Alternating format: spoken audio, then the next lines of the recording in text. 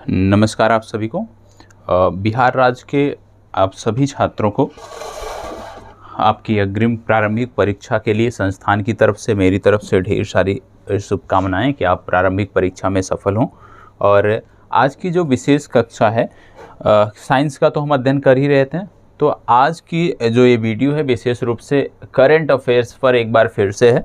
और इसमें जो हम चर्चा करने वाले हैं एक घटना चक्र की पुस्तक है, उसी का यहाँ पे हम चर्चा करने वाले हैं। और इसमें हम सिर्फ और सिर्फ बिहार के परिदृश्य के बारे में देखने वाले हैं, बिहार राज्य से जुड़ी हुई चर्चा को देखने वाले हैं। आपको बता दें, यदि आप बात करते हो कि बिहार के करंट अफेयर्स से कितने प्रश्न पूछे जाते हैं, तो आपको बता दें अधिकतम आज तक पिछली यदि हम 10 परीक्षाओं को ले लें, बीपीएससी की पिछली 10 परीक्षाओं को ले लें, तो अधिकतम 6 प्रश्न बीपीएससी में पूछे गए हैं। ठीक है, और वो भी 3 वर्ष पहले की परीक्षा में पूछे गए हैं। पिछले वर्ष की यदि हम परीक्षा की बात करें तो वहाँ पे बिहार राज्य से जुड़े हुए जो करंट अफेयर्स की संख्या थी वो 0 थी। उससे पहले 1 प्रश्न पूछा गया था उससे पहले वाली परीक्षा में, और उससे पहले वाली परीक्षा में 2 प्रश्न, और उससे पहले 3 प्रश्न पूछे गए थे। और जो सबसे ज़्यादा पूछा गया था बीपीएससी से वो 6 प्रश्न पूछे गए हैं। ठीक है, अब इसलिए मैं आपको ये चीज़ें बता रहा हूँ कि बिहार से जुड़ा हुआ करंट अफेयर्स पे ज़्यादा आपको फोकस करने की ज़रूरत नहीं है। ज़्यादा आपको राष्ट्रीय और अंतर्राष्ट्रीय घटनाक्रम को कवर करने की ज़रूरत है। और अंतर्राष्ट्रीय घटनाक्रम में विशेष रूप से नेपाल और भारत के साथ क्या चीज़ें हो रही हैं, क्या घटनाक्रम हो रहे हैं, वो आपके लिए महत्वपूर्ण है। क्योंकि नेपाल और भारत दोनों की सीमा जो है यदि हम देखें बिहार के माध्यम से लगती है। आप कह सकते हो बिहार जो है राज्य है जिसकी सीमा नेपाल से लगती है, तो इसलिए नेपाल से संबंधों में जो चीज़ अपडेट होता है वो हमारे लिए ज़रूरी होता है। इसके साथ साथ यदि बांग्लादेश से संबंधित कोई रेलवे लाइन विस्तार हो रहा है, कोई सड़क नेटवर्क जुड़ रहा है, तो वो भी हमारे लिए ज़रूरी होता है। तो इस चर्चा में हालांकि हम पूरा बीपीएससी का देख चुके हैं जो अपडेट रहा है, लेकिन एक बार फिर से यहाँ पे कुछ चीज़ें नई भी इसमें हैं जिनको हमने नहीं देखा है, तो उनको भी हम यहाँ से समग्रता से देखने का प्रयास करेंगे। तो एक एक करके चीज़ें हम यहाँ पे देखेंगे और आप देखोगे आपको पता चलेगा कि ज़्यादातर चीज़ें इसमें से, ज़्यादातर करंट अफेयर्स इसमें से आपकी किसी न किसी कक्षा में उनकी चर्चा हुई है। सबसे पहले यहाँ पे आप देखोगे, जैसे मैं अक्सर आपको कहता रहता हूँ कि भारत नेपाल संबंध हमारे लिए महत्वपूर्ण है। यहाँ बिहार से संबंधित यहाँ पे प्रश्न बन जाते हैं। तो इसमें सबसे पहला आता है Jaynagar Kurtha rail line.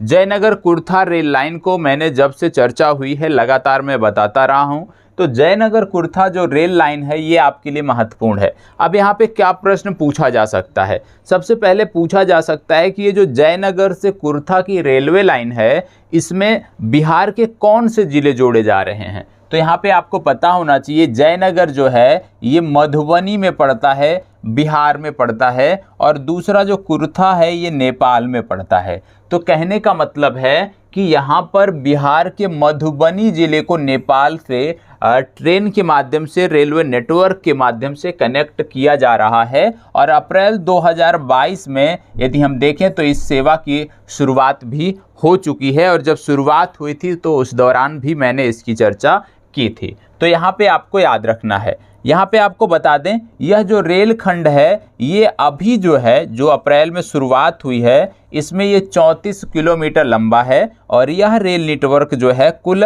68 kilometre, 68.72 kilometre लंबे जयनगर बिजलपुर बर्दीवास परियोजना का भाग है। तो यहाँ पे अभी सिर्फ और सिर्फ आपको इतना याद रखने की ज़रूरत है कि जयनगर कुर्था रेलवे लाइन विशेष रूप से मधुबनी को नेपाल से जोड़ती है। इसमें जो जयनगर नामक स्थान है ये बिहार में पड़ता है, बाकी का दूसरा स्थान नेपाल में पड़ता है। ठीक है, वर्तमान में इस रेल खंड पर 2 डेमू ट्रेनें संचालित की जा रही हैं जिनकी आपूर्ति कोंकण रेलवे ने की है। यहाँ पे बताया गया कि जो इस रेल नेटवर्क पर जो ट्रेन संचालित की जा रही है ये बनाई गई है कोंकण रेलवे द्वारा। इसकी आपूर्ति किसने की है? कोंकण रेलवे ने की है, और ये डेमू ट्रेनें हैं। ठीक है, चलिए आगे देखते हैं। अगला दूसरा जो सबसे महत्वपूर्ण है, ये भी महत्वपूर्ण है और इसके बारे में भी चर्चा आपके साथ हुई है। यहाँ पे बोला जा रहा है तीसरा राष्ट्रीय जल पुरस्कार।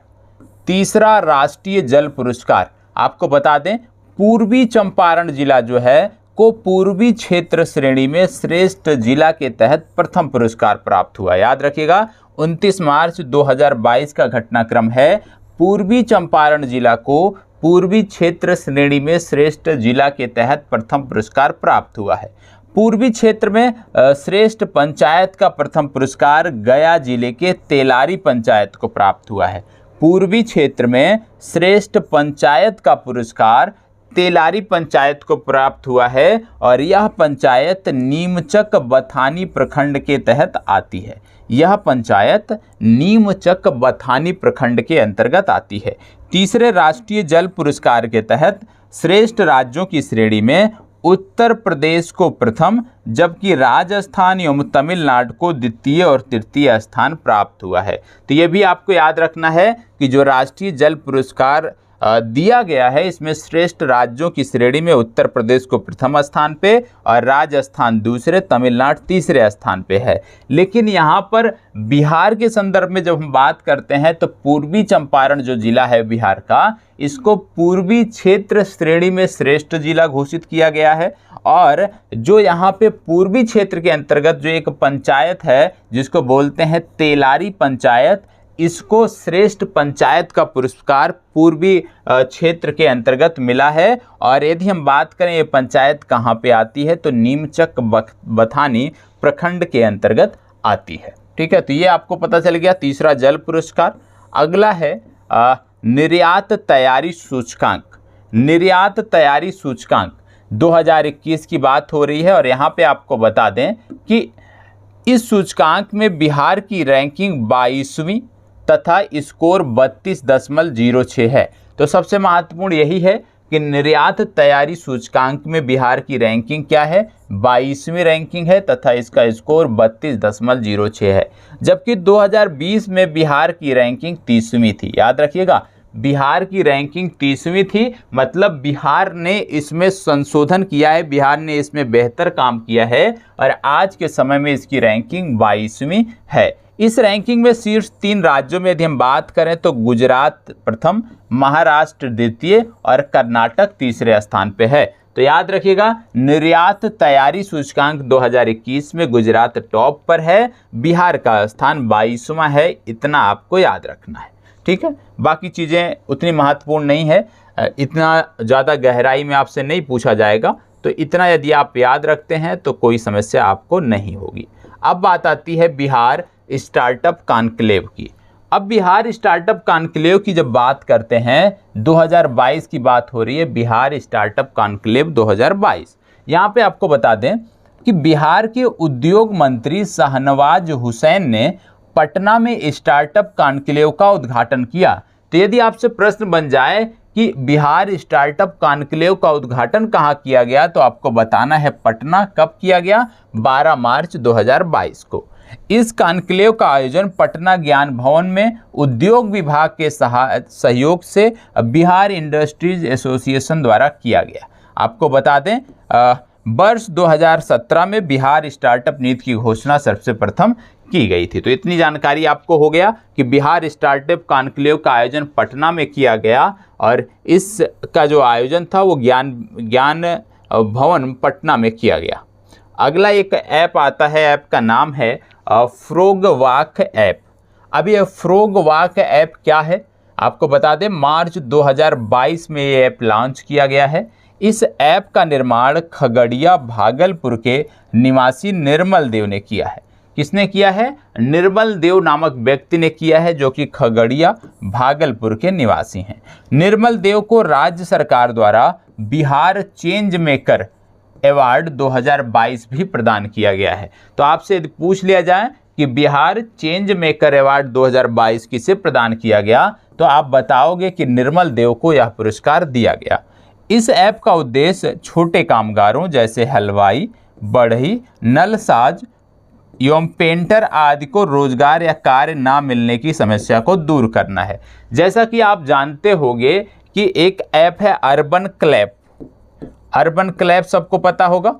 अर्बन क्लैप जो ऐप है इसमें भी इस तरह के जो लोग हैं उनकी डिटेल सेव की जाती है और उसके माध्यम से उनको जॉब मिलता है। मतलब कोई व्यक्ति उस ऐप के माध्यम से, यदि आपको एसी रिपेयर कराना है, कूलर रिपेयर कराना है, वॉशिंग मशीन रिपेयर कराना है तो इलेक्ट्रीशियन मिल जाएंगे, हेयर कट कराना है तो हेयर कट करने वाले मिल जाएंगे। इसके साथ साथ यदि आपको क्लीनिंग कराना है वो भी वहाँ पे उपलब्ध हैं।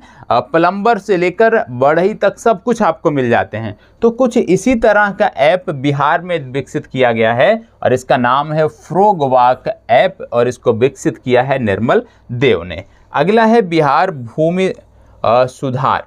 बिहार भूमि सुधार के बारे में देख लेते हैं क्या है।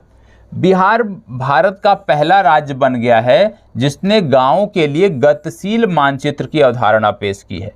बिहार भारत का पहला राज्य है जिसने गांवों के लिए गतिशील मानचित्र की अवधारणा पेश की है। बिहार विधानसभा ने बिहार भूमि उत्परिवर्तन संशोधन विधेयक 2021 पारित किया जिसमें मानचित्रों के उत्परिवर्तन को अनिवार्य कर दिया गया। इससे हर बार भूमि के स्वामित्व में परिवर्तन होने पर अद्यतन किया जाएगा। इससे कानूनी विवाद कम होंगे। तो याद रखिएगा, क्योंकि आप बिहार की जब बात करते हो तो बिहार में कानूनी विवाद जो हैं बहुत ज़्यादा हैं। विवाद में बिहार में जो भूमि विवाद है ना वो सबसे ज़्यादा हैं। और बिहार के संदर्भ में आप कह सकते हो भैया बिहार एक अजूबा राज्य है, देश का एक ऐसा राज्य है बिहार जो अभी इसका कुछ आप कह सकते हो कुछ ऐसे घटनाक्रम बिहार में हुए, ऐसे घटनाक्रम पूरे देश में कहीं नहीं हुए। बिहार ऐसा राज्य है जहाँ पे पूरा पूरा पुल चोरी हो जाता है। आप बताओ कि पूरा पूरा पुल जो है, लोहे का जो पुल होता है वो भी दिन में चोरी हो जाता है, ऐसा राज्य है बिहार। बिहार ऐसा राज्य है, अभी पता चला, ये लगभग एक सप्ताह पहले की समाचार है, वहाँ पे बताया गया कि एक अस्पताल था और अस्पताल भूमि ही बेच दी गई। मतलब एक सरकारी अस्पताल किसी भूमि पर बना है और वह भूमि भी किसी दूसरे को रजिस्ट्री हो गई और विभाग को पता ही नहीं चला।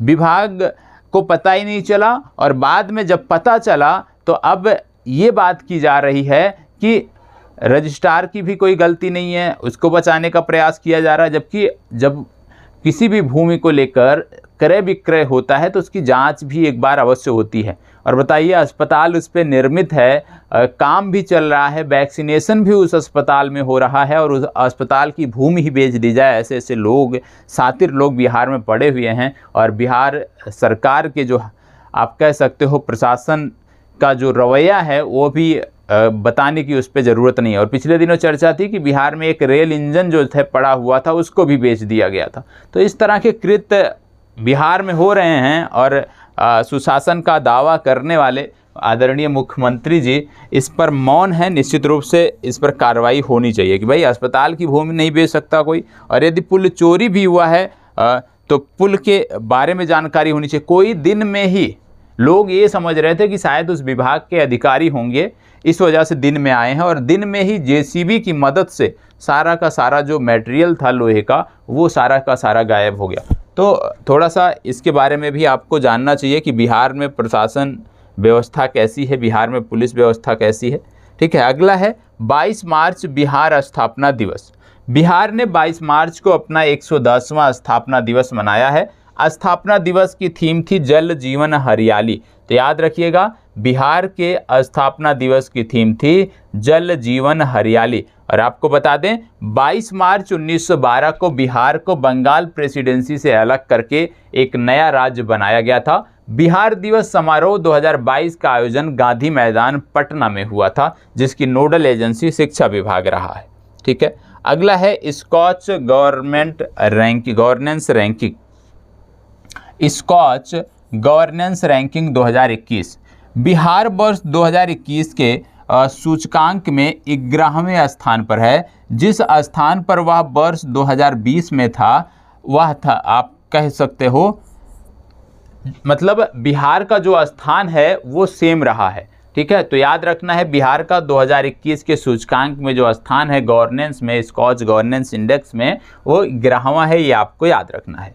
बिहार को 4 श्रेणियों स्टार, प्रदर्शन, कैचिंग अप एवं अन्य में कैचिंग अप श्रेणी में रखा गया है। सूचकांक में शीर्ष 3 राज्यों में आंध्र प्रदेश प्रथम, पश्चिम बंगाल द्वितीय तथा उड़ीसा को तीसरा स्थान प्राप्त हुआ है। ये तीनों स्टार श्रेणी में आने वाले राज्य हैं। इसके अतिरिक्त गुजरात, महाराष्ट्र को जो है चौथे और पांचवें स्थान पर रखा गया है। तो याद रखना है कि स्कॉच गवर्नेंस रैंकिंग में बिहार का स्थान 11वां है। इसमें टॉप पर जो राज्य है वो है आंध्र प्रदेश, दूसरे स्थान पे जो राज्य है वो है पश्चिम बंगाल और तीसरे स्थान पे जो राज्य है वो है ओडिशा। ठीक है, चलिए आगे बढ़ते हैं। इसको देखिएगा, ये आपको पता होना चाहिए। बोला गया है कि बोध गया में भगवान बुद्ध की शयन मुद्रा में भारत की सबसे बड़ी प्रतिमा स्थापित की गई। यहाँ पे बताया गया बुद्ध इंटरनेशनल वेलफेयर मिशन द्वारा बोध गया में भगवान बुद्ध की प्रतिमा का निर्माण किया जा रहा है। यह प्रतिमा शयन मुद्रा में होगी। प्रतिमा 100 फीट लंबी और 30 फीट ऊंची होगी। प्रतिमा का निर्माण कार्य वर्ष 2019 से प्रारंभ है। फाइबर ग्लास द्वारा निर्माणाधीन यह प्रतिमा कोलकाता के मूर्तिकारों द्वारा बनाई जा रही है। तो यदि आपसे पूछ लिया जाए कि भगवान बुद्ध की शयन मुद्रा में जो प्रतिमा है उसका निर्माण कहाँ किया जा रहा है, तो आपको बताना है बोध गया। ठीक है, चलिए अब यहाँ पे देख लेते हैं क्या है। यहाँ पे है मासिक धर्म स्वच्छता प्रबंधन योजना प्रारंभ करने वाला पूर्णिया जो है ये बिहार का पहला जिला है। तो याद रखिएगा, मासिक धर्म स्वच्छता प्रबंधन योजना प्रारंभ करने वाला पूर्णिया जो है ये बिहार का पहला जिला बना है। बिहार के पूर्णिया जिले ने नव अस्तित्व फाउंडेशन, स्वयं सहायता समूह एवं यूनिसेफ की सहायता से मासिक धर्म स्वच्छता प्रबंधन योजना को प्रारंभ किया है। कब? 8 मार्च 2022 को। योजना को पायलट प्रोजेक्ट के तौर पर अप्रैल 2021 में जिले के कासबा प्रखंड में शुरू किया गया है। तो याद रखिएगा, पूर्णिया में मासिक धर्म स्वच्छता प्रबंधन योजना प्रारंभ की गई है पायलट प्रोजेक्ट के रूप में। किसकी सहायता से? नव अस्तित्व फाउंडेशन, स्वयं सहायता समूह एवं यूनिसेफ की सहायता से। अगला है पीएम मित्र मेगा टेक्सटाइल पार्क। पीएम मित्र मेगा टेक्सटाइल पार्क, इसके बारे में जानकारी होनी चाहिए। इस योजना के तहत बिहार के पश्चिम चंपारण जिले में मेगा टेक्सटाइल पार्क का निर्माण किया जाएगा।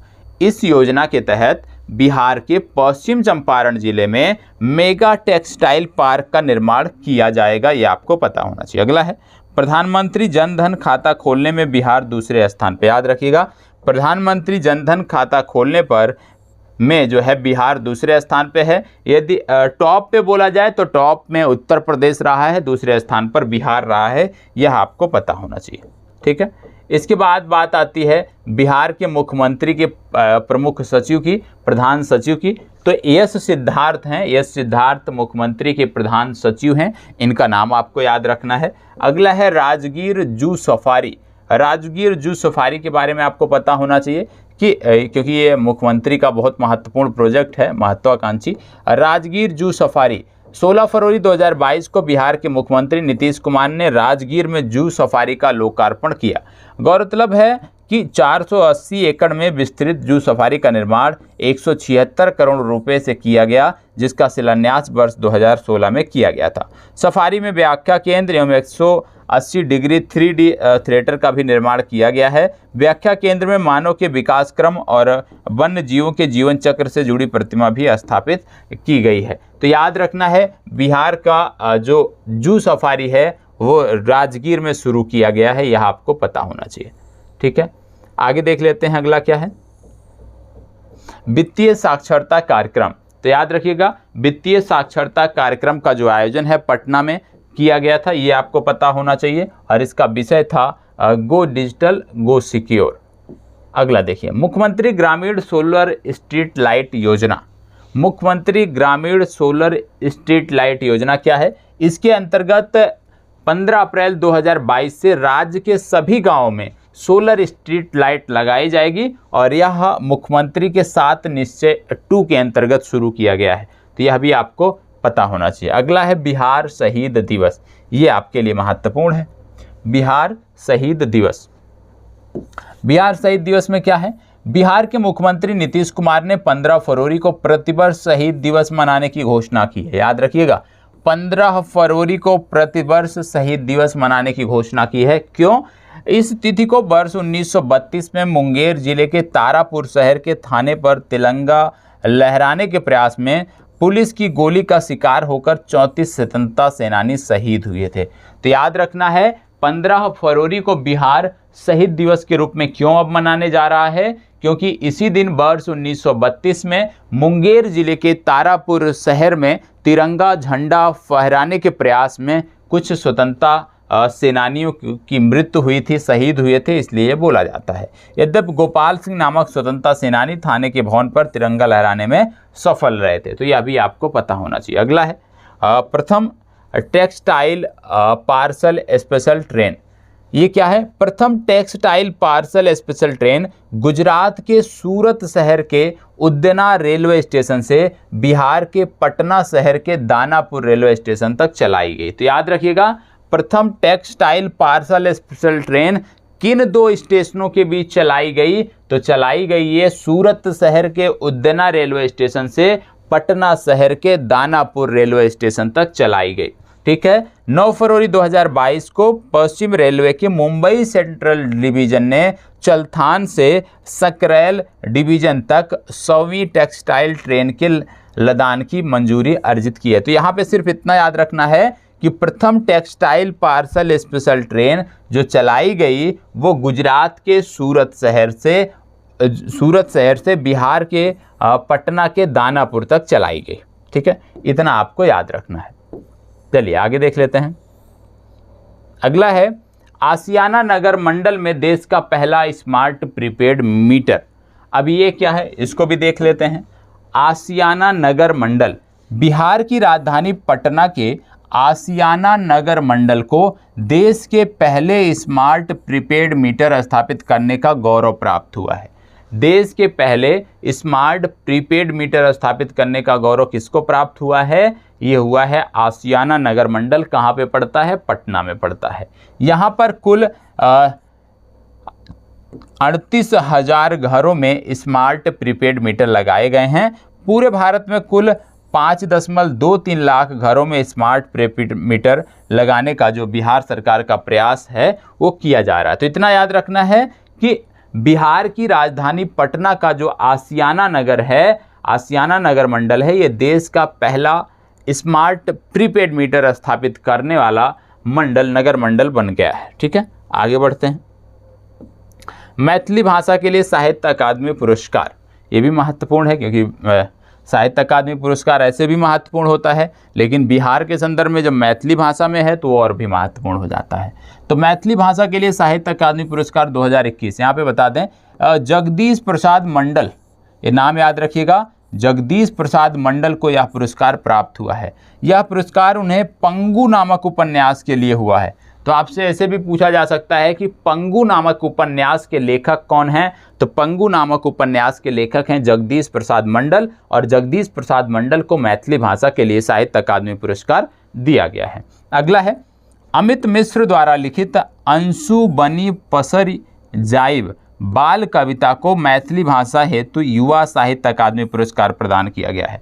तो दो पुरस्कार याद रखने हैं, एक है साहित्य अकादमी पुरस्कार, एक है युवा साहित्य अकादमी पुरस्कार। तो युवा साहित्य अकादमी पुरस्कार की बात की जाए तो अमित मिश्रा का नाम याद रखना है, और यदि साहित्य अकादमी पुरस्कार की बात कही जाए तो जगदीश प्रसाद मंडल का याद रखना है, और दोनों की कविताओं, दोनों की उपन्यासों को पता होना चाहिए। दया प्रकाश सिन्हा को सम्राट अशोक नाटक हेतु साहित्य अकादमी पुरस्कार 2021 प्रदान किया गया, इसको भी आपको याद रखना है। ठीक है, साहित्य अकादमी पुरस्कार यदि हम बात करें तो दया प्रसाद सिन्हा को सम्राट अशोक नाटक हेतु 2021 का साहित्य अकादमी पुरस्कार प्राप्त हुआ है। ठीक है, ये भी आपको पता होना चाहिए। अब बढ़ते हैं आगे। रणजी ट्रॉफी के पदार्पण मैच में शकीब अल गनी का 13 शतक, और 13 शतक लगाने वाले ये पहले खिलाड़ी हैं अपने पदार्पण, अपने आप कह सकते हो पहले मैच में। तो इनका नाम आपको याद रखना है, शकीब अल गनी, बिहार के हैं। अगला है, कई बार इसके बारे में बात हुई है, मनोज तिवारी बिहार में खादी के ब्रांड एम्बेसडर, इसके बारे में कई बार बात हुई है। ठीक है, तो वहाँ से चीज़ों को आप कर सकते हैं। अगला है Kalughat inter modal terminal. Kalughat inter modal terminal Kalughat inter modal terminal क्या है? बिहार के सारण जिले में राष्ट्रीय जलमार्ग 1 NW1 नेशनल वाटरवेज 1 पर केंद्रीय पत्तन, पोत परिवहन और जलमार्ग मंत्री सर्बानंद सोनोवाल ने इस टर्मिनल का शिलान्यास किया है।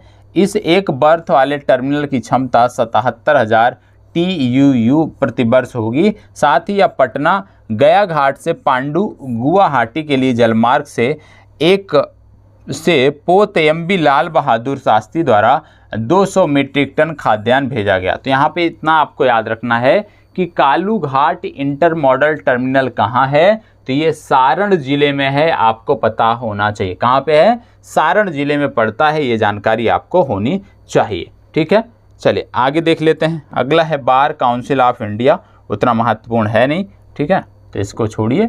ये देखिए, अंजनी कुमार सिंह बिहार संग्रहालय के महानिर्देशक नियुक्त।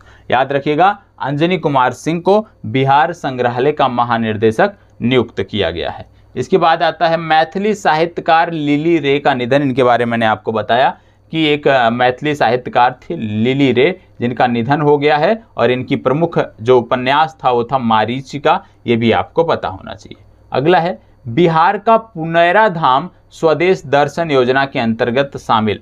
याद रखना है, बिहार का जो पुनैरा धाम है ये सीतामढ़ी के अंतर्गत आता है, और जो रामायण सर्किट है, रामायण सर्किट में इसको जोड़ा गया है। इसके बारे में मैंने पहले भी बताया है। तो पुनैरा धाम सीतामढ़ी, आपको याद रखना है कि इसको रामायण सर्किट में शामिल किया गया है। अगला है बिहार का दूसरा बाघ अभ्यारण्य। बिहार का दूसरा बाघ अभ्यारण्य बनाने के लिए घोषणा की गई है, और यह बाघ अभ्यारण्य जो है ये कैमूर जिले में खोला जाएगा। और आपको बता दें कि बिहार वन विभाग द्वारा 26 मार्च 2022 को कैमूर वन्यजीव अभ्यारण्य में बाघ देखा गया था, तो इसको भी आपको याद रखना। अगला है वर्तमान में बिहार में एकमात्र बाघ अभ्यारण्य है, पश्चिमी चंपारण में पड़ता है वाल्मीकि टाइगर रिजर्व, और बिहार राज्य के पर्यटन विभाग द्वारा, बिहार राज्य सरकार द्वारा बहुत ही कम दरों पर वाल्मीकि राष्ट्रीय उद्यान को लेकर कार्य किया जा रहा है। यदि आप वाल्मीकि राष्ट्रीय उद्यान जाना चाहते हैं तो बिहार राज्य सरकार के कई सारे पैकेज हैं, जिनमें एक 2 दिन का पैकेज है जो पटना से शुरू होता है, पटना पे समाप्त होता है और वाल्मीकि नगर तक जाता है। इसके साथ साथ कुछ अन्य पर्यटन स्थानों को कवर किया गया है, और शुल्क इनकी जो है बहुत मिनिमम रखी गई है। निश्चित रूप से पूरे भारत में आप किसी भी राष्ट्रीय उद्यान या वन्य जीव अभ्यारण्य या बाघ अभ्यारण्य में इतने सस्ते दामों पर ना ही आप रुक सकते हैं, ना ही आप टहल सकते हैं। जो यहाँ पे सफारी का चार्ज है 2,000 रुपये सफारी का चार्ज है यदि आप जिप्सी बुक करते हैं, और कहीं यदि जाएंगे तो 5,000 से कम आपको नहीं मिलेगा।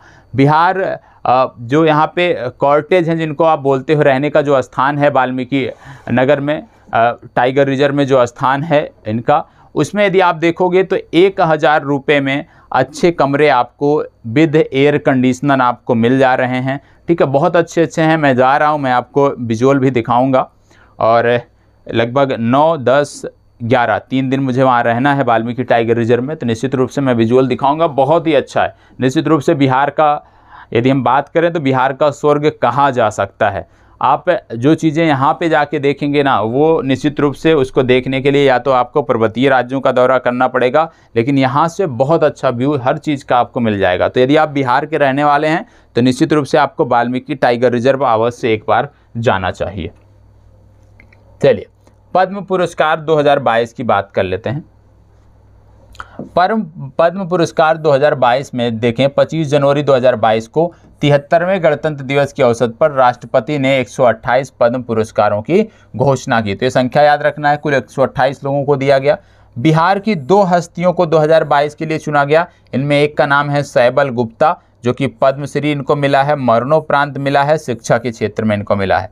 दूसरे हैं आचार्य चंदना जी, इनको भी पद्मश्री मिला है, सामाजिक कार्य के लिए मिला है। तो 2022 के लिए इनाम याद रखना है। बाकी इनसे संदर्भित 2020 के लिए किसको मिला, 2021 के लिए किसको मिला, मैंने बहुत डिटेल में बताया है, तो वहाँ से जाके आप चीज़ों को देख सकते हैं। अब बात आती है वन स्थिति रिपोर्ट के बारे में। इसके बारे में भी हमने पहले देखा है, लेकिन आज एक बार फिर से देख लेंगे, रिवीजन हो जाएगा। बिहार वन स्थिति रिपोर्ट 2021 देहरादून स्थित भारतीय वन सर्वेक्षण विभाग द्वारा प्रत्येक 2 वर्ष पर उपग्रह चित्रण के माध्यम से वन स्थिति रिपोर्ट जारी की जाती है। 13 जनवरी 2022 को इस श्रृंखला की 17वीं वन स्थिति रिपोर्ट जारी की गई। सर्वप्रथम इस रिपोर्ट को वर्ष 1987 में प्रकाशित किया गया था। भारत वन स्थिति रिपोर्ट 2021 के अनुसार बिहार का वनावरण 7380.79 वर्ग किलोमीटर है। 7380.79 वर्ग किलोमीटर है, ये आपको याद रखना है। ठीक है, जो कि बिहार के कुल भौगोलिक क्षेत्रफल का लगभग 7.84% है। तो बिहार के जो आपको कुल वनावरण देखने को मिलता है, बिहार के कुल भौगोलिक क्षेत्रफल का 7.84% है। वर्ष 2019 की तुलना में यदि हम देखें तो वनावरण में 75 वर्ग किलोमीटर की वृद्धि हुई है, ये आपको पता होना चाहिए। ठीक है, इसके साथ साथ आपको पता होगा जो पिछले रिपोर्ट से 1.03% ज़्यादा है। अब कहाँ कहाँ पे हैं ये इसके बारे में भी बता दिया गया है, इसको भी आप देख लीजिए। जैसे जब बिहार की हम बात करते हैं, हम वनों की बात करते हैं, तो वनों की मुख्य रूप से 3 कैटेगरी आपको देखने को मिलती है: very dense forest, moderately dense forest, open forest. तो बिहार में यदि हम बात करें 2021 की डेटा की बात करें तो बिहार में जो अति सघन वन है वो 333.42 वर्ग किलोमीटर के क्षेत्र पर हैं, और पहले भी ये 2019 में 333.13 वर्ग किलोमीटर के क्षेत्र पर थे। हालांकि इसमें 0.32 की वृद्धि देखी जा रही है, तो आप कह सकते हो नाम मात्र की है। दूसरा है मध्यम रूप से घने वन या मॉडरेटली डेंस फॉरेस्ट। इसमें यदि हम देखें तो 3285.83 वर्ग किलोमीटर का एरिया है, ये आपको पता होना चाहिए।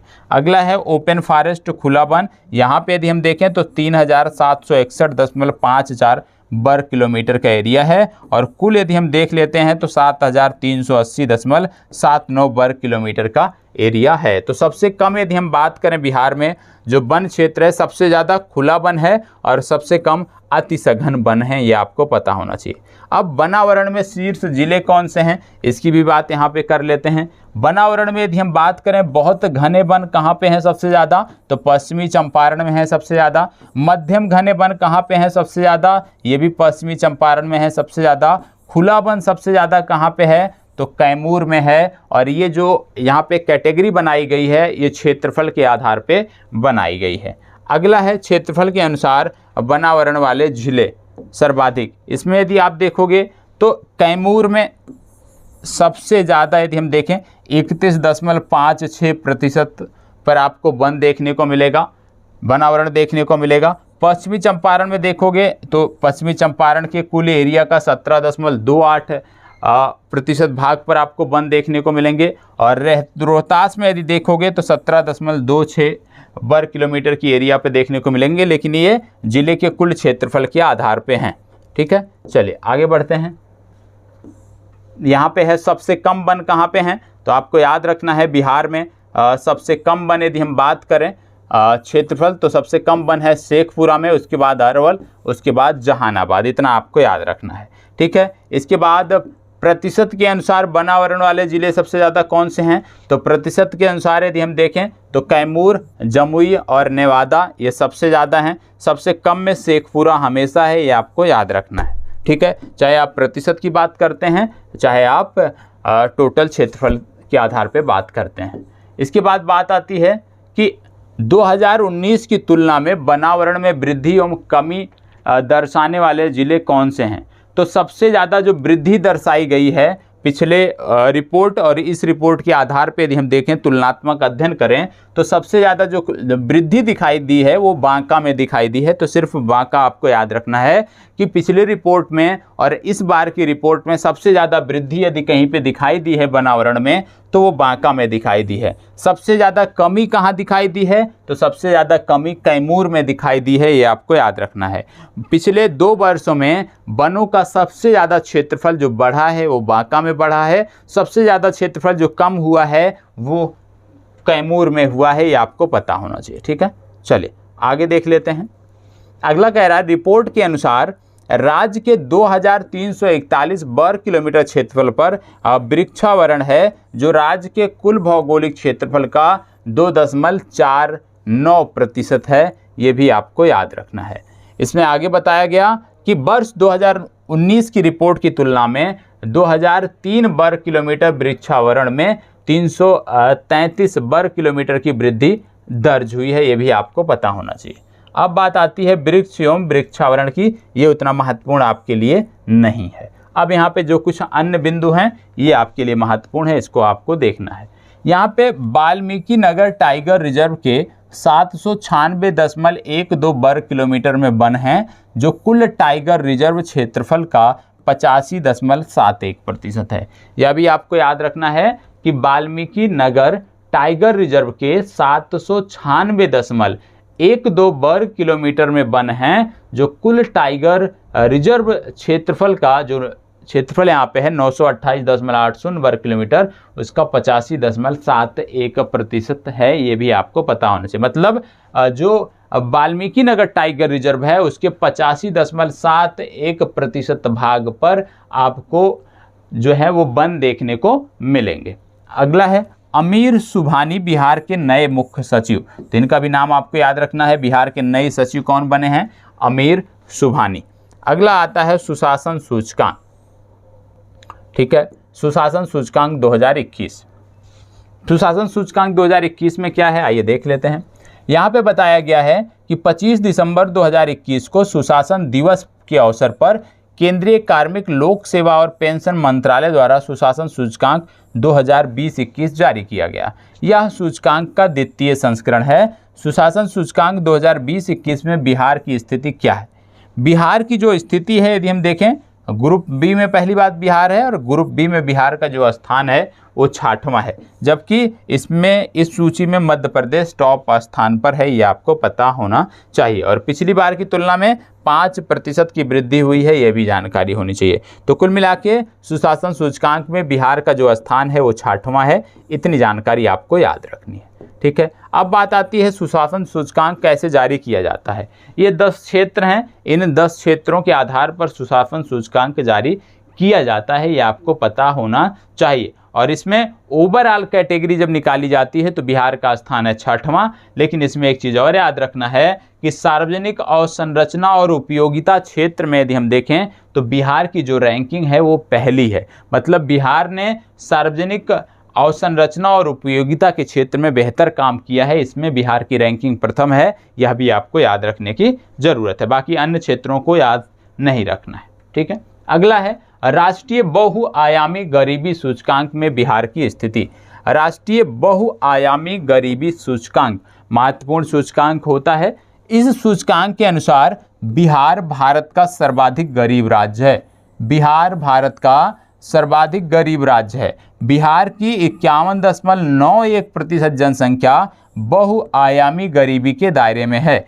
बिहार का MPI स्कोर जो है वो 0.265 है और ग्रामीण क्षेत्र में ये 0.286 है, ठीक है। ओवरऑल 0.265 है, लेकिन जब शहरी और ग्रामीण की बात करते हैं तो ग्रामीण क्षेत्र में 0.286 और शहरी क्षेत्र में 0.117 है, ये आपको पता होना चाहिए।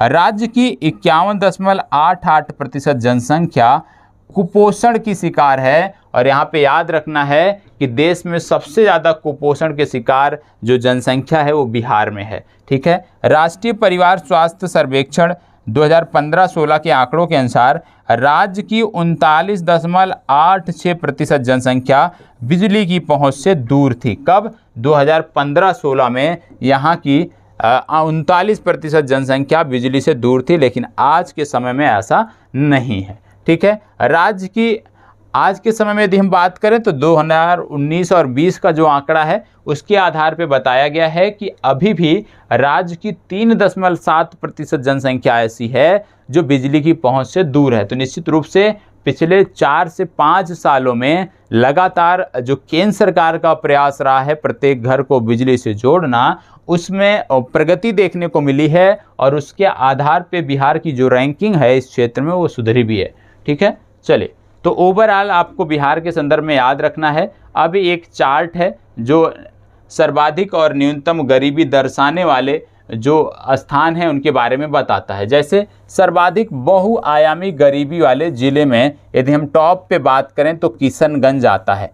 किशनगंज की यदि हम बात करें तो बहुआयामी गरीब जनसंख्या जो है यहाँ पे 64.75 है। मतलब किशनगंज में सबसे ज़्यादा आप कह सकते हो गरीब जनसंख्या निवास करती है। न्यूनतम बहुआयामी गरीबी वाले ज़िले कौन से हैं? मतलब पटना। मतलब बिहार का जो पटना ज़िला है आप कह सकते हो सबसे संपन्न ज़िला है, क्योंकि यहाँ पर जो गरीबी का जनसंख्या का प्रतिशत है वो 29.20 है।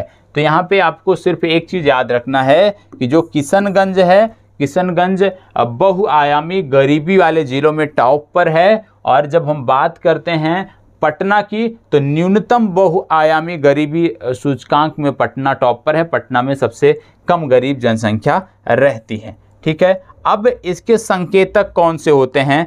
किन संकेतकों के आधार पर यह बहुआयामी गरीबी सूचकांक निकाला जाता है? तो ये कुछ संकेतक दिए हुए हैं, जैसे पोषण, बाल एवं किशोर मृत्यु दर, मातृत्व सुरक्षा। अब इसमें भी देखो बिहार की रैंकिंग की गई है। जैसे पहले में पोषण पे यदि हम बात करें तो बिहार पूरे भारत में अंतिम स्थान पर आता है। मतलब पोषण की स्थिति बिहार में सबसे खराब है। बाल एवं किशोर मृत्यु दर की बात करें, बिहार अंतिम स्थान पर। मातृत्व स्वास्थ्य, बिहार अंतिम स्थान पर। स्कूल शिक्षा के वर्ष, बिहार अंतिम स्थान पर। स्कूल में उपस्थिति, बिहार अंतिम स्थान पर। खाना पकाने में प्रयुक्त ईंधन, बिहार अंतिम से 5वां। स्वच्छता में बिहार अंतिम। पेयजल में हालांकि द्वितीय स्थान पे है। ठीक है, तो यहाँ पे आपको याद रखने की ज़रूरत है कि बिहार ज़्यादातर जो आम इंसान को चाहिए, शिक्षा और स्वास्थ्य, एक व्यक्ति को क्या चाहिए? कोई भी व्यक्ति यदि आप कह सकते हो गरीब है तो उसकी पहुंच जो है कहाँ नहीं हो पाएगी? शिक्षा और स्वास्थ्य पर उसकी पहुंच नहीं हो पाएगी। तो राज्य सरकार यदि गरीब व्यक्तियों के लिए शिक्षा और स्वास्थ्य जो है वो मुहैया करा दे, जो कि राज्य की जिम्मेदारी होती है, तो निश्चित रूप से गरीबों का भी जो जीवन स्तर है वो ऊपर उठेगा। क्योंकि गरीब तबके में यदि देखें या सभी संपन्न वर्ग में भी देखें, सबसे ज़्यादा जो खर्च आता है आज के समय में वो शिक्षा और स्वास्थ्य पर आता है। इसी के चलते आप देखते होंगे कि बिहार में बच्चियों की शिक्षा, विशेष रूप से जब उच्च शिक्षा की बात आती है, तो वहाँ पे स्थिति बहुत खराब है। और उसी को प्रोत्साहन देने के लिए राज्य सरकार ने स्कीम भी निकाला है, जिसके अंतर्गत इंटर पास करने पर बालिकाओं को एक मुश्त कुछ राशि दी जाती है और स्नातक पास करने पर एक राशि दी जाती है, जिससे कि बालिकाओं को स्कूलों से उच्च शिक्षा से वंचित ना किया जा सके। तो यहाँ पे याद रखना है कि बिहार ज़्यादातर जो शिक्षा और स्वास्थ्य के पैमाने हैं उसमें निम्न स्थान पे है। अब टॉप पर कौन है? तो पोषण के मामले में सिक्किम टॉप पर है। ठीक है, बाकी अन्य संकेतक जो भी आप देख रहे होंगे शिक्षा और स्वास्थ्य के, इसमें केरल टॉप पर है। केरल की स्थिति बेहतर है और या तो गोवा की स्थिति बेहतर है। तो यहाँ पे याद रखना है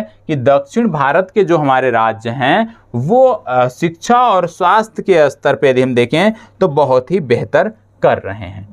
अब आती है समाज सुधार यात्रा। समाज सुधार यात्रा, मुख्यमंत्री नीतीश कुमार की समाज सुधार यात्रा काफ़ी चर्चा में थी।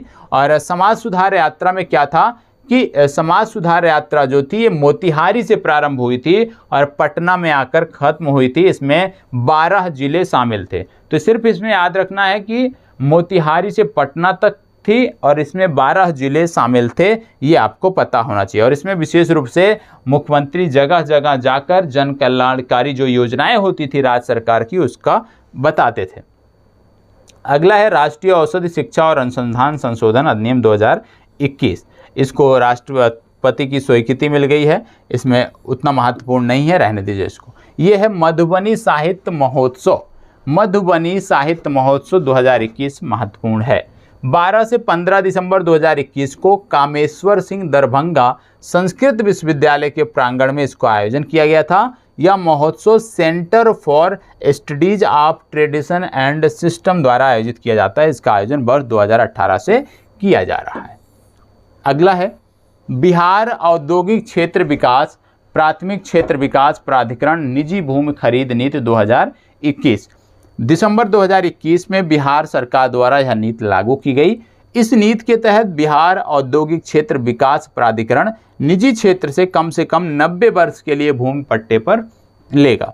जो भूमि खरीद या पट्टे पर ली जाएगी वह 50 एकड़ से कम नहीं होगी। तो प्राथमिक क्षेत्र विकास प्राधिकरण, निजी भूमि खरीद नीति, इसको आपको याद रखना है। ठीक है, इसमें बहुत ज़्यादा कुछ नहीं है। अगला है गृह दर्शन ऐप। आइए देख लेते हैं गृह दर्शन ऐप क्या है। गृह दर्शन ऐप बिहार गृह विभाग द्वारा जारी किया गया है। बिहार में कानून व्यवस्था की स्थिति को बेहतर बनाने के लिए इसको जारी किया गया है। इस ऐप में राज्य के सभी थानों, अस्पताल, स्टैंड, रेलवे स्टेशन, जेल, कब्रिस्तान, शमशान, फायर ब्रिगेड आदि का महत्वपूर्ण डाटा जो है इसमें रहेगा। तो यहाँ पे आप रख सकते हो कि गृह दर्शन ऐप बिहार गृह विभाग द्वारा जारी किया गया है। अगला है बिहार विभूति सम्मान। बिहार विभूति सम्मान किसको दिया गया? तो बिहार विभूति सम्मान रोहित कुमार को दिया गया, ये आपको याद रखना। अगला है बिहार में एकल उपयोग प्लास्टिक पर प्रतिबंध। जी हाँ, पूरे भारत में अभी ये प्रतिबंध लग रहा है, तो इसको भी आपको याद रखना है, कोई नई चीज़ इसमें नहीं है। अगला है एनटीपीसी की बरौनी और बाढ़ इकाइयाँ राष्ट्र को समर्पित। तो यहाँ पे आपको याद रखना है कि बिहार में बरौनी ताप विद्युत केंद्र बेगूसराय चरण 2 का 500 मेगावाट का जो क्षमता का प्लांट था वो शुरू हो गया है। और एनटीपीसी बाढ़ सुपर थर्मल पावर प्लांट जो कि 660 मेगावाट का है, ये भी शुरू हो गया है। तो ये भी आपको याद रखना है। इससे क्या होगा, बिहार राज्य की जो ऊर्जा ज़रूरतें हैं वो आसानी से पूरी हो सकेंगी। हो सकता है कि आने वाले समय में इसी प्रकार से बिहार ऊर्जा के क्षेत्र में आत्मनिर्भर हो जाए। एनआईटी पटना में अंतरिक्ष क्षेत्रीय शैक्षिक केंद्र का उद्घाटन। तो यदि आपसे पूछा जाए कि बिहार में कहाँ पर अंतरिक्ष क्षेत्रीय शैक्षिक केंद्र का उद्घाटन किया गया, तो आप बताओगे एनआईटी पटना में। तो ये आपको याद रखने की ज़रूरत है। अगला है स्मार्ट पुलिसिंग सूचकांक। स्मार्ट पुलिसिंग सूचकांक में बिहार की स्थिति क्या रही, जानना चाहिए आपको। स्मार्ट पुलिसिंग सूचकांक 2021 में बताया गया कि आंध्र प्रदेश टॉप पर है और बिहार जो है सबसे अंतिम स्थान पे है। तो याद रखना है, स्मार्ट पुलिसिंग सूचकांक में बिहार का स्थान नीचे से पहला है, ऊपर से अंतिम पायदान पर बिहार विद्यमान है। ठीक है, अगला है एसडीजी शहरी सूचकांक 2021। एसडीजी शहरी सूचकांक 2021 के बारे में भी आपको पता होना चाहिए। ये क्या है? नवंबर 2021 में इस सूचकांक को जारी किया गया। उल्लेखनीय है कि नीति आयोग द्वारा प्रथम बार इस प्रकार के सतत विकास लक्ष्य के अंतर्गत शहरी सूचकांक जारी किया गया है। सूचकांक में 56 शहरों को 77 संकेतकों के आधार पर स्थान दिया गया है। बिहार के पटना ने 57.29 स्कोर के साथ इसमें 52वां स्थान हासिल किया है, जबकि सूचकांक में शिमला टॉप पर है। इसके बारे में भी हमने कल जिक्र किया है, आज भी आपको बता दे रहा हूं। तो शिमला इसमें टॉप पर है। एसडीजी शहरी सूचकांक में बिहार का जो स्थान है वो 52वां स्थान है, इसको आपको याद रखना है। अगला है राष्ट्रीय पारिवारिक स्वास्थ्य सर्वेक्षण 2021। अब इस सर्वेक्षण में बिहार से संबंधित क्या है? इस सर्वेक्षण में बताया गया कि बिहार के शहरी क्षेत्रों का जो लिंगानुपात है, जहां केवल 982 है, वहीं ग्रामीण क्षेत्रों का जो लिंगानुपात है वो 1111 है। शिशु मृत्यु दर जो है वो पिछले सर्वेक्षण से कम हुई है। पहले जहां 48.1 प्रति हजार था, वह अब घटकर 46.8 हो गया है। और कुल प्रजनन दर भी यदि हम बात करें तो पिछले सर्वेक्षण से कम हुई है। पहले 3.4 थी, आज 3.0 है। ठीक है, तो यह भी आपको याद रखना है। अब बात आती है पद्म पुरस्कार 2021 की। ठीक है, क्योंकि 2022 के बारे में भी हमने देखा था। अब पद्म पुरस्कार 2021 की बात हो रही है, तो यहाँ पे आपको बता दें कि वर्ष 2021 है तो देश की कुल 119 हस्तियों को यह पुरस्कार प्रदान किए गए, जिसमें बिहार की 5 हस्तियाँ शामिल थी। इसमें श्री रामविलास पासवान को मरणोपरांत उनके कार्यों हेतु पद्म भूषण से सम्मानित किया गया। वहीं 4 अन्य हस्तियों श्रीमती दुलारी देवी मिथिला पेंटिंग, श्री रामचंद्र माझी लोक कलाकार हैं ये। ठीक है, और अगला है डॉक्टर दिलीप कुमार सिंह चिकित्सा के क्षेत्र में, श्रीमती मृदुला सिन्हा इनको साहित्य के क्षेत्र में। तो ये 5 नाम आपको याद रखने की ज़रूरत है 2021 के लिए। अगला है 6वां अंतर्राष्ट्रीय धर्म सम्मेलन। तो इसका आयोजन राजगीर में किया गया, मैंने बताया है, तो वहाँ से आप इसको देख सकते हैं। अब कुछ फैक्ट और हैं। जिनके बारे में हमें बात करना है, जैसे 40वां भारत अंतर्राष्ट्रीय व्यापार मेला। पिछली कक्षा में जब हमने बिहार से संबंधित करंट अफेयर्स किया था एक वीडियो में, वहाँ मैंने बताया था कि इसमें बिहार भागीदार राज्य के रूप में, उत्तर प्रदेश एवं झारखंड फोकस राज्य के रूप में थे, और इस मेले में बिहार के पवेलियन को स्वर्ण पदक प्राप्त हुआ था। ठीक है, तो इसको आपने देख लिया। फिर है बिहार में एथेनॉल प्लांट की स्थापना। बिहार में एथेनॉल प्लांट कहाँ कहाँ स्थापित किए जाएंगे, तो यहाँ पे आपको याद रखना है कि ये प्लांट जो है बिहार में मुजफ्फरपुर, भोजपुर, नालंदा, पूर्णिया, बक्सर, मधुबनी, बेगूसराय, गोपालगंज, पूर्वी चंपारण, भागलपुर जिले में स्थापित किए जाएंगे। तो याद रखना है इन जिलों को। ठीक है, और बिहार देश का पहला राज्य है जिसने 2021 में एथेनॉल नीति लागू किया है। तो बिहार भारत का पहला राज्य है जिसने एथेनॉल नीति लागू किया है। बिहार का पहला पेपरलेस कलेक्ट्रेट कौन सा बना है? सहरसा बना है, ये भी याद रखना। बिहार का पहला पेपरलेस कलेक्ट्रेट जो है ये सहरसा बना है, ये आपको पता होना चाहिए। ठीक है, आगे बढ़ते हैं। जलवायु संवेदनशील सूचकांक की बात कर लेते हैं। जलवायु संवेदनशील सूचकांक में यदि हम बात करें तो असम को सर्वाधिक संवेदनशील राज्य बताया गया है और बिहार को चौथा सर्वाधिक संवेदनशील राज्य बताया गया है, ये आपको पता होना चाहिए। तो जलवायु संवेदनशील सूचकांक में बिहार का स्थान चौथा है। इसमें सबसे ज़्यादा संवेदनशील जो है वो असम को बताया गया है। अगला है गंगा डॉल्फिन की गणना। गंगा डॉल्फिन की गणना आप जानते हो 5 अक्टूबर को गंगा डॉल्फिन दिवस मनाया जाता है और इसी अवसर पर गंगा डॉल्फिन गणना, गंगा डॉल्फिन जनगणना की घोषणा की गई और भागलपुर वन प्रभाग मंडल में इसकी शुरुआत की गई है, ये आपको पता होना चाहिए। इसके अंतर्गत बिहार के सुल्तानगंज से लेकर कहलगांव तक के करीब 60 किलोमीटर क्षेत्र को गैंगेटिक रिवर डॉल्फिन संरक्षित क्षेत्र घोषित किया गया। कहाँ से कहाँ तक? सुल्तानगंज से कहलगांव तक, ये भी आपको जरूरी है। चलें, बाकी गंगा डॉल्फिन के बारे में कई बार मैंने आपको बताया है। ठीक है, फिर बात आती है देश का पहला महिला कमांडो दस्ता। आप जानते हैं बिहार ने तैयार किया है, इसके बारे में भी आपको बता दी गई है। मंदार हिल्स रोपवे के बारे में आपको पता होगा कि बांका स्थित मंदार पर्वत पर बिहार का दूसरा रोपवे बनाया गया है और रोपवे इसलिए भी महत्वपूर्ण है क्योंकि बिहार में एक दुर्घटनाग्रस्त भी हुआ था, एक रोपवे में दुर्घटना हुई थी, इसलिए रोपवे जो हैं वो आपके लिए महत्वपूर्ण हो जाते हैं। ठीक है, चलिए, बिहार का पहला डबल डेकर फ्लाईओवर। बिहार का पहला डबल डेकर फ्लाईओवर कहाँ बना है? तो याद रखिएगा, बिहार का पहला डबल डेकर फ्लाईओवर जो है ये कारगिल चौक से NIT तक बना है, ये आपको पता होना चाहिए। ये 2.20 किलोमीटर लंबा होगा। इसकी शुरुआत मुख्यमंत्री नीतीश कुमार ने कर दी है, शिलान्यास कर दिया है।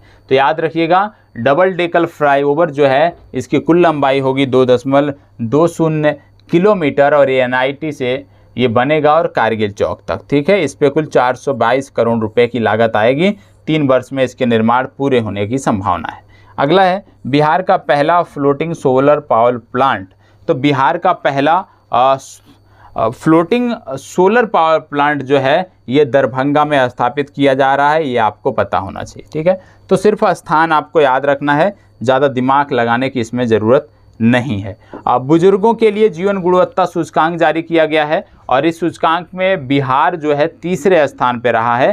प्रथम स्थान पे राजस्थान और द्वितीय स्थान पे महाराष्ट्र। मतलब बुजुर्गों के लायक, रहने के लायक सबसे जो श्रेष्ठ राज्य है वो श्रेष्ठ राज्य आपका है राजस्थान, दूसरा है महाराष्ट्र और तीसरा राज्य है बिहार। तो मतलब बुजुर्गों के लिए जो आप कह सकते हो कि जो उनको चाहिए, जिस प्रकार से उनको नेचर प्रकृति चाहिए, वो बिहार उसमें तीसरे स्थान पर है। ठीक है, आगे देख लेते हैं जो कुछ होगा, नहीं तो ये आपको PDF में दे दूंगा। PDF को एक बार ज़रूर देख लीजिएगा। ठीक है, इसमें ज़्यादातर चीज़ें हमने कर ली हैं पहले भी, इसलिए उन पे जाके जो है हम अपना समय नहीं गंवाएंगे क्योंकि इसको आप स्वयं से कर लीजिएगा। एथेनॉल के बारे में बहुत बात हो गई। अब यहाँ पे कुछ प्रश्न दिए हैं, यदि आप देखना चाहें तो देख सकते हैं। ठीक है, जो भी आपने पढ़ा है उन्हीं पर आधारित प्रश्न है, तो एक बार इनको भी देख लेते हैं। जैसे पहला प्रश्न क्या कह रहा है?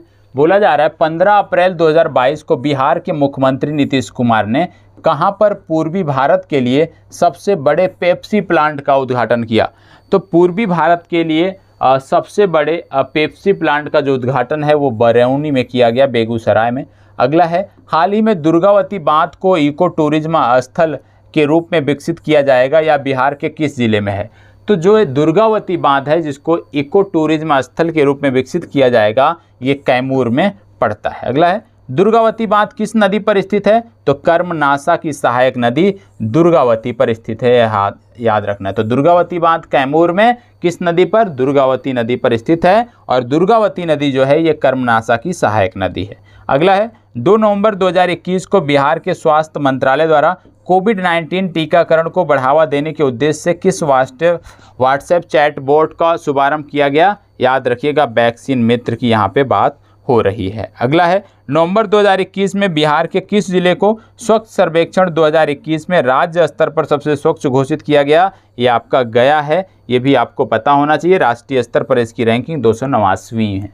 ठीक है। अगला है, स्वच्छ सर्वेक्षण 2021 में गंगा किनारे 1 लाख से अधिक आबादी सबसे स्वच्छ शहरों में बिहार में शीर्ष स्थान पर कौन सा रहा। ये था मुंगेर। राष्ट्रीय स्तर पर यदि देखें तो इसकी रैंकिंग दूसरी रही है, प्रथम स्थान पे वाराणसी था।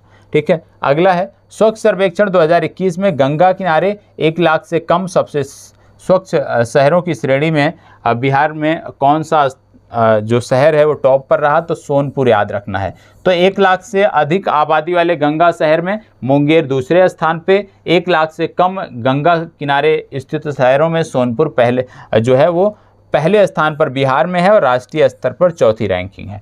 ठीक है। अगला जो है, स्वच्छता सर्वेक्षण के लिए घोषित 121 वार्ड में बिहार के किस जिले को बेस्ट सिटीजन फीडबैक अवार्ड मिला। यह है सुपौल को बेस्ट सिटीजन फीडबैक अवार्ड मिला। तो यहाँ पे ये प्रश्न दिए गए हैं, इसकी पीडीएफ मैं आपको शेयर कर रहा हूँ। तो ये भी कि जो भी प्रश्न हैं ये पूरी 2 पेज का ये पीडीएफ है, 2 पेज इसमें प्रश्नों के रूप में हैं। इसको आप अवश्य देख लीजिएगा। पीडीएफ आपके टेलीग्राम ग्रुप पर मैं अभी शेयर कर दे रहा हूँ। तो करंट अफेयर्स के लिए आप निश्चित रूप से जितनी जानकारी दी गई है, बाकी रवि जी का मास्टर वीडियो आ रहा है वहाँ से देख लीजिएगा। करंट अफेयर्स आपका हो जाएगा। बाकी फोकस आपको बिहार राज्य विशेष पे करना है। साइंस भी आपका 100% यहाँ से हो जाएगा। ठीक है। चलिए, धन्यवाद, बहुत बहुत आभार।